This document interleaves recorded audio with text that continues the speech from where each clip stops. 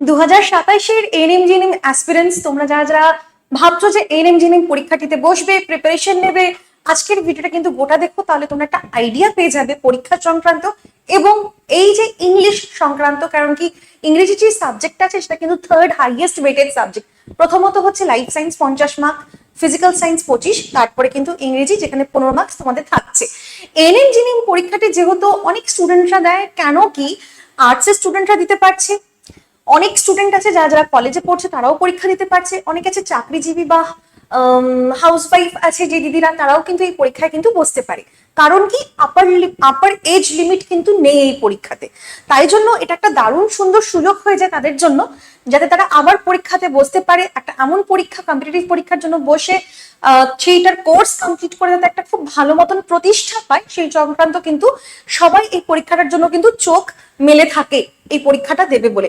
তো তুমিও যদি 2027-এর এএনএম জিএনএম পরীক্ষাটি দিয়ে থাকো, তাহলে তোমাদের জানা উচিত যে এইটার প্রিপারেশন তোমরা কিভাবে করবে। এবং তার জন্য দুটো জিনিস খুব ইম্পর্টেন্ট। সেই দুটো জিনিস কি, সেটা হচ্ছে প্রথমত সিলেবাস জানা। এএনএম জিএনএম পরীক্ষাটিতে কি প্রশ্ন আসে সেটা তো পরের কথা, কিন্তু সিলেবাস কি আছে সেটা জানতে হবে।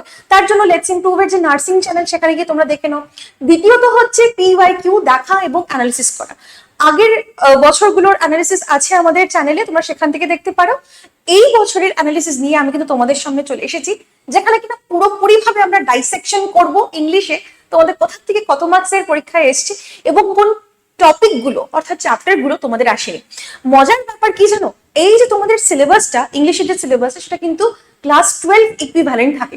এখানে ভয় পাওয়ার কিছু নেই, কেন কি কোনো টেক্সট বা কোনো রকমের গল্প, পোয়েম কিচ্ছু থাকছে না, শুধুমাত্র গ্রামার থাকছে, যেটা তুমি ক্লাস 10-12 অব্দি করেই এসছো। ঠিক, তাহলে চলো আমরা শুরু করি। ভয় পাওয়ার কোনো ব্যাপার নেই। এই মুহূর্তে তোমরা যারা যারা ভিডিওটা দেখছো, আমি ধরে নিচ্ছি তোমরা পুরো বছরের প্রিপারেশন করতে চাচ্ছ, তাই জন্য এই ভিডিওটা তোমরা দেখছো। এবং যারা যারা ফুল ইয়ার প্রিপারেশন নেবে, তাদের কিন্তু চিন্তার কোনো ব্যাপারই হওয়ার কথা না, কেন কি অনেকটা টাইম তোমরা হাতে পাচ্ছ।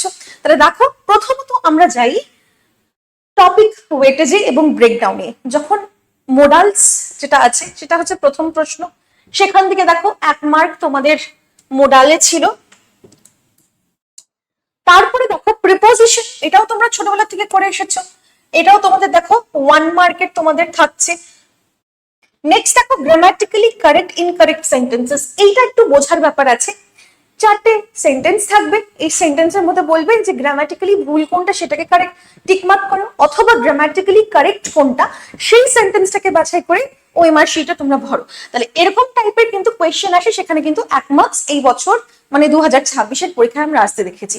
আরো চলো দেখাই তোমাদেরকে অ্যাক্টিভ প্যাসিভ। দেখো ছোটবেলা থেকে তোমরা অ্যাক্টিভ প্যাসিভ করেছো, ন্যারেশন চেঞ্জ করেছো, এটাও কিন্তু তোমাদের এই 1 মার্ক এখান থেকে এসেছিল।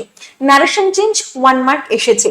গ্রামাটিক্যালি কারেক্ট ইনকারেক্ট সেন্টেন্স আবার 1 মার্ক তুমি বলতে পারো।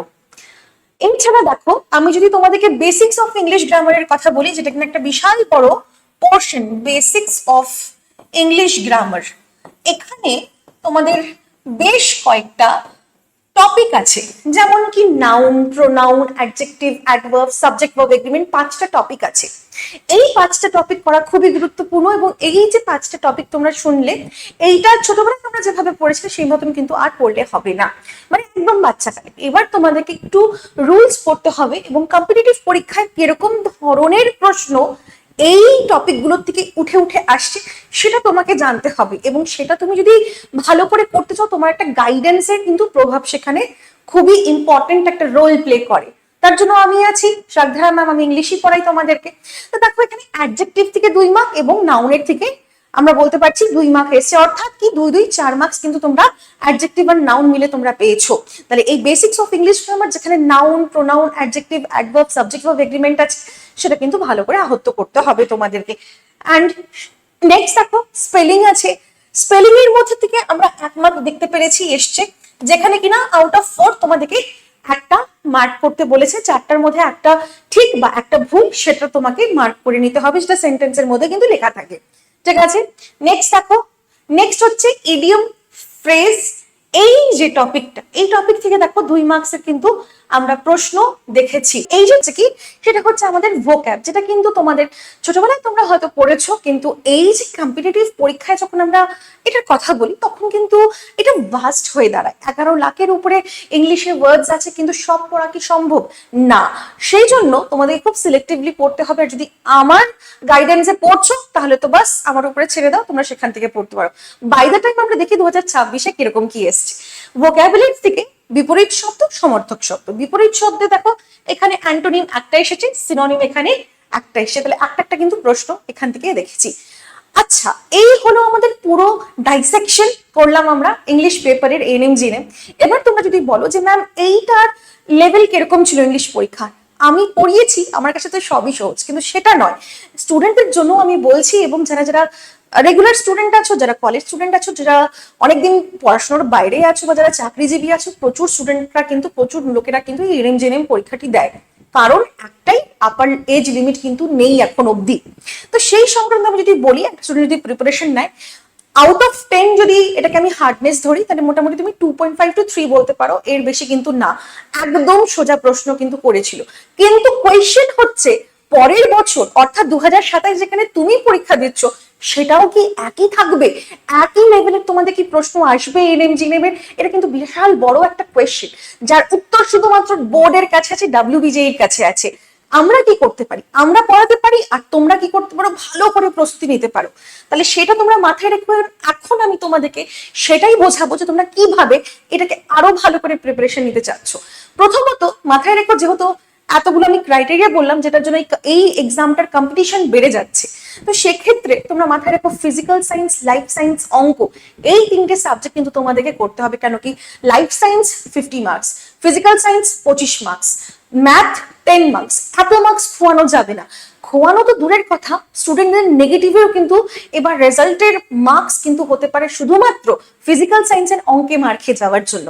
তাহলে এখানে যদি আমরা 1 বছর যদি সময় আমি পাচ্ছি, তাহলে আমি আমার কি পুরোটা লাগিয়ে দেবো না? তো সেখানে তোমাকে কিন্তু আগে করতে হবে, তার জন্য সিলেবাস জানতে হবে, যেটা লেটস ইমপ্রুভ নার্সিং এর ইউটিউবে তুমি কিন্তু পেয়ে যাবে। এটা হচ্ছে প্রথম কথা। দ্বিতীয় কথা হচ্ছে যে তোমাকে কন্টিনিউ প্র্যাকটিসে থাকতে হবে। এবার হতেই পারে যে তুমি নিজে মনে করছো যে আজকে পড়লাম, কালকে পড়লাম না, পরের দিন আরেকটা কাজ এসে গেল। তোমাকে অ্যাকাউন্টেবল থাকতে হবে যে আমি রোজ দিন পড়বো এবং ম্যাথ প্র্যাকটিস করব। তুমি হয়তো আর্টস নিয়েছিলে সেই রিজনের জন্য, ওই একটি কারণের জন্য যে আমি অঙ্ক দেখতে চাই না, আমি ফিজিক্যাল সায়েন্স দেখতে চাই না, আমি কেমিস্ট্রি দেখতে চাই না, কিন্তু সেগুলো কিন্তু এখানে আসছে। এটা শুধুমাত্র এন্ট্রান্স পরীক্ষাটা তোমাকে কিন্তু পার করতে হবে, তারপর কিন্তু বাস তুমি নার্সিং এর যে কোর্স আছে সেটার মধ্যে তুমি ঢুকে গেলে, কোর্স কমপ্লিট করলে, তারপরে তুমি আস্তে আস্তে চাকরির দিকে এগোবে। তাহলে প্রতিষ্ঠা যদি পেতে চাও, যেটা কিনা একটা খুবই ডিমান্ডিং একটা জব এই মুহূর্তে হয়ে উঠেছে, আরো তুমি পরীক্ষা দিয়ে পড়াশোনা করে আরো তোমার 3 বছর 3.5 বছরের পর কিন্তু এটা আরো ডিমান্ডিং জবের মধ্যেই থাকবে। একটা হেলথ কেয়ার সেকশন, যেটা কিনা একটা ডেভেলপিং কান্ট্রিতে সবসময় একটা চাহিদার মধ্যেই থাকে। তাহলে সেটার জন্য নিজেকে প্রস্তুত করো অ্যান্ড মন দিয়ে পড়াশোনা করা স্টার্ট করে দাও।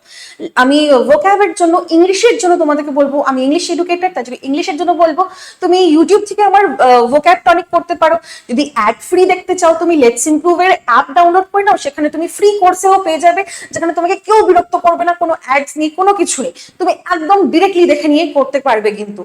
আর তোমার যদি মনে হয় যে না আমি পুরো ব্যাচ নেবো, তুমি ব্যাচও নিতে পারো।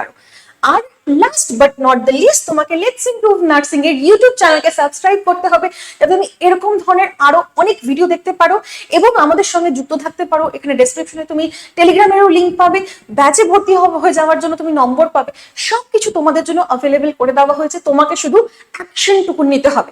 তাহলে আশা করি আজকের ভিডিও তোমাদের ভালো লেগেছে, তোমরা বুঝতে পেরেছো কিরকম কি হতে যাচ্ছে এবং তোমাকে কিসের সম্মুখীন হতে হবে, তার জন্য প্রস্তুতি কিভাবে হবে সেটাও আশা করি তোমরা বুঝতে পেরেছো। তাহলে আজকের জন্য এতটুকু, দেখা হবে তোমাদের সঙ্গে আরেকটা ভিডিও নিয়ে, যেখানে আমি এএনএম জিএনএম সংক্রান্ত তোমাদেরকে আরো তথ্য দেবো।